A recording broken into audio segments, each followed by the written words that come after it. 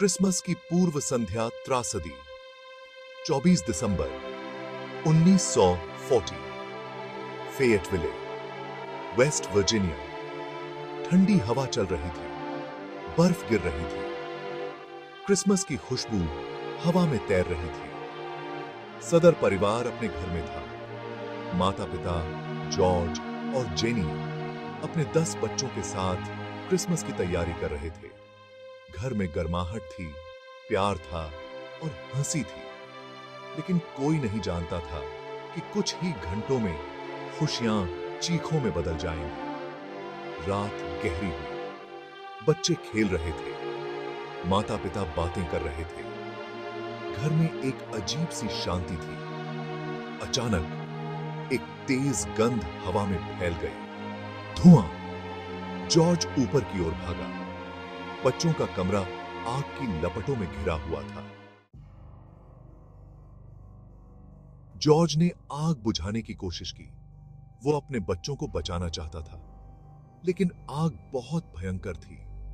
वो बेबस होकर चिल्लाया। जेनी ने मदद के लिए फोन किया, लेकिन फोन लाइन काम नहीं कर रही थी। पड़ोसियों ने आग देखी और मदद के लिए दौड़े, लेकिन तब तक बहुत देर हो चुकी थी। आग बुझने के बाद एक भयानक सच्चाई सामने आई। 5 बच्चे गायब थे। मॉरिस 14, मार्था 12, लुइस 10, जेनी 8 और बेटी 5 का कोई पता नहीं था। उनके बिस्तरों में राख और जली हुई हड्डियों के सिवा कुछ नहीं था। क्या वे आग में जलकर मर गए थे? लेकिन उनके शरीर कहां थे? पुलिस ने जांच शुरू कर दी, लेकिन उन्हें कोई सुराग नहीं मिला।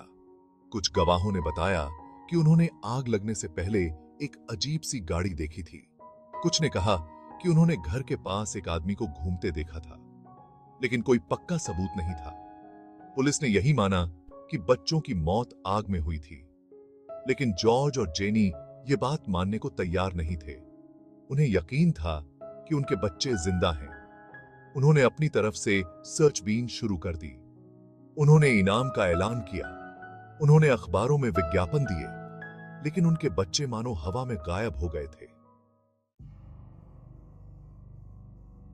यर्सों बीतते गए, लेकिन सदर बच्चों का रहस्य अनसुलझा रहा। कई और लोग फायर ए आए अपनी कहानी लेकर। कई नई बातें सामने आईं, लेकिन सच्चाई क्या थी ये कोई नहीं जानता था। एक औरत ने दावा किया कि उसने उन बच्चों को एक रेस्टोरेंट में देखा था। एक आदमी ने बताया कि उसने उन बच्चों को एक बस में सफर करते देखा था, लेकिन इन बातों का कोई सबूत नहीं मिला। जॉर्ज और जेनी ने कभी हार नहीं मानी। उन्होंने हर मुमकिन कोशिश की अपने बच्चों को ढूंढने की। उन्होंने जासूसों को काम पर रखा। उन्होंने मनोविज्ञानियों से बात की। उन्होंने हर उस इंसान से बात की जो उनके बच्चों के बारे में कुछ भी जानता था। समय के साथ कई नए नए अंदाजे लगाए जाने लगे। कुछ लोगों का मानना था कि बच्चों का अपहरण हुआ था। कुछ ने आरोप लगाया कि किसी ने बच्चों को बेच दिया था। कुछ ने तो माफिया से भी संबंध होने की आशंका जताई, लेकिन इनमें से किसी भी बात को सही साबित नहीं किया जा सका। एक थ्योरी यह भी थी कि जॉर्ज ने ही बच्चों को मार डाला था और आग लगा दी थी, लेकिन इस बात को भी नकार दिया गया क्योंकि जॉर्ज के पास ऐसा करने की कोई वजह नहीं थी। वो अपने बच्चों से बहुत प्यार करता था। हाँ, आज 69 साल बाद भी सदर बच्चों का मामला एक अनसुलझी पहेली बना हुआ है।